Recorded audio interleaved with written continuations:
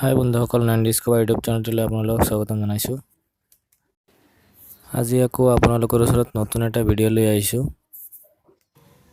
আজি মই মুলি বাঁহৰ পৰা কেনেকুৱা বেৰা তৈয়াৰ কৰা হয় আৰু কোনো মানুহে চাটাই বেৰ বুলিও কয়, এইটো কেনেকুৱা বনোৱা হয় মুলি বাঁহৰ পৰা, এইটো মই এইটো ভিডিঅ'ত দেখুৱাব বিচাৰিম আপোনালোকৰ ওচৰত। আৰু বন্ধুসকল, কোনোবা যদি মোৰ চেনেলত নতুন হয় তেনেহ'লে চেনেলটো ছাবস্ক্ৰাইব কৰি ল'ব আৰু ভিডিঅ'টো যদি ভাল লাগি থাকে লাইক শ্বেয়াৰ কমেণ্ট কৰি দিব। আৰু আপোনালোকে চাই আছে ইয়াত বেৰটো তৈয়াৰ কৰা হৈ আছে আৰু এই বেৰটো আমি অৰ্ডাৰ পাইছিলোঁ, এইকাৰণে আমি তৈয়াৰ কৰি আছোঁ। আৰু কাৰোবাৰ যদি বেৰাৰ প্ৰয়োজন আছে তেনেহ'লে আমাৰ লগত কণ্টেক্ট কৰি আপুনি অৰ্ডাৰ দিব পাৰে। আপোনাৰ যেনেকুৱা চাইজৰ প্ৰয়োজন হয় এনেকুৱা চাইজ মতে দিম আমি। আৰু আপোনালোকে যোনটো বেৰা ল'ব, এই বেৰাটোৰ হাইট 4 ফুটৰ পৰা 10 ফুটৰ ভিতৰত হ'ব লাগিব। আৰু আপোনালোকে লেন্থটো যিমান দিয়ে, লেন্থটো আপোনাৰ 150-200 ফুট যিমান দিয়ে আপোনালোকৰ ইচ্ছা। এই বেৰাবিলাক যে চাই আছে, এই বেৰাবিলাক অৰ্ডাৰ আছিলে, এইকাৰণে এই বেৰাবিলাক বনাই থোৱা হৈছে। আৰু ভিতৰত বোলক দেখুৱাই দিম কেনেকুৱা বান্ডিলবিলাক আহে, ৰ মেটেৰিয়েলবিলাক কেনেকুৱা আহে আমাৰ তাত। এইবিলাক চাওক, এইবিলাক কেনেকুৱা ধৰণৰ বান্ডিল আহে, সেইটো পিছত আমি বেৰা বনাওঁ, বেৰা তৈয়াৰী কৰোঁ এইবিলাক দি পেলাই। আৰু এইটো বাহিৰে যোনটো বেৰা হয়, এইটো বেৰা ফাৰ্মিঙৰ কাৰণে লৈ যায়, যেনে ধৰণৰ ব্ৰইলাৰ ফাৰ্ম, ছাগলী ফাৰ্ম, তাৰপিছত হাঁহৰ ফাৰ্ম, এইবিলাকৰ কাৰণে বহুত মানুহে অৰ্ডাৰ দি লৈ যায় বনাই পেলাই। কাৰণ এইটো বেৰা যোনটো থাকে, এইটো আপুনি ঘৰ বনালে ফাৰ্মিঙৰ কাৰণে, সেইটোত ইমান টেম্পাৰেচাৰ নহয়, ভিতৰৰ টেম্পাৰেচাৰটো ঠিক থাকে। আৰু আপুনি যদি ৱাল দিয়ে তেনেহ'লে টেম্পাৰেচাৰটো বেছি হৈ যায়, মেচিন লগাব লাগে। আৰু এইটোত কিন্তু আপোনালোকৰ কোনো মেচিন লগাব নালাগে। কাৰোবাৰ যদি ঘৰ বনাওঁতে বাজেট কম থাকে তেনেহ'লে এইটো বেৰা ইউজ কৰিব পাৰে, এইটো বেৰা লগাব পাৰে আপোনালোকে।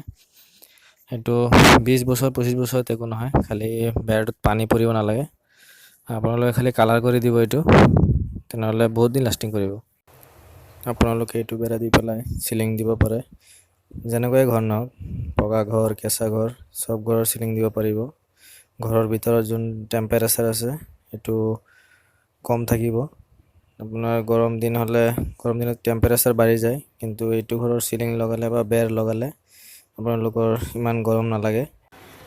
আৰু বন্ধুসকল, যাৰ কম বাজেট, মানে ফাৰ্মিঙৰ কাৰণেই নহওক কিয়, নহ'লে ঘৰৰ কাৰণে হওক, মানে আপোনালোকৰ যদি বাজেট কম তেনেহ'লে আপোনালোকে এইটো দি বেৰা দিয়ক।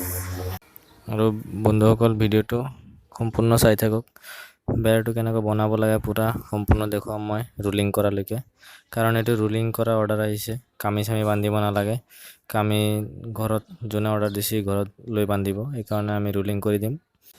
কোনোবাই যদি ল'ব বিচাৰে বেৰা, এনেকৈ ৰুলিং কৰি লৈ যাওক, কাৰণ কামি বান্ধি নিওঁতে অসুবিধা পাব। ৰুলিং কৰি লৈ আপুনি দূৰলৈকে লৈ যাব পাৰিব। আৰু বেৰাটো বনোৱা এক চাইড কমপ্লিট হৈ গৈছে আৰু এক চাইড বাকী আছে। এইটো বনোৱাৰ পিছত বেৰাটো ৰুলিং কৰি দেখুৱাম। আপোনালোকৰ যদি বেৰা লাগে তেনেহ'লে কণ্টেক্ট কৰিব, কাৰণ এইটো বনাই থোৱা নাথাকে। এইটো আপোনালোকে যেনেকুৱা চাইজ দিব, যেনেকুৱা জোখ মাপ দিব, এনেকুৱা চিষ্টেমত বনোৱা হয়। এই বনাই থকা বেৰাটো যে চাই আছে, এই বেৰাটো 1 নম্বৰ কোৱালিটিটো হয়। ইয়াত 2টা কোৱালিটি থাকে, 1 নম্বৰ আৰু 2 নম্বৰ।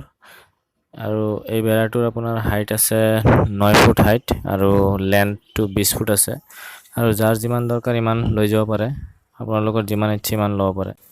আৰু এতিয়া বেৰাটো কমপ্লিট হৈ গৈছে, এতিয়া ৰুলিং কৰিব। এই চাই লওক, ৰুলিং কৰি আছে। আৰু ভিডিঅ'টো ইমানতে শেষ কৰিলোঁ। ভিডিঅ'টো ভাল লাগিলে লাইক শ্বেয়াৰ কমেণ্ট কৰিব, আৰু কাৰোবাৰ অৰ্ডাৰ থাকিলে মোৰ লগত কণ্টেক্ট কৰিব।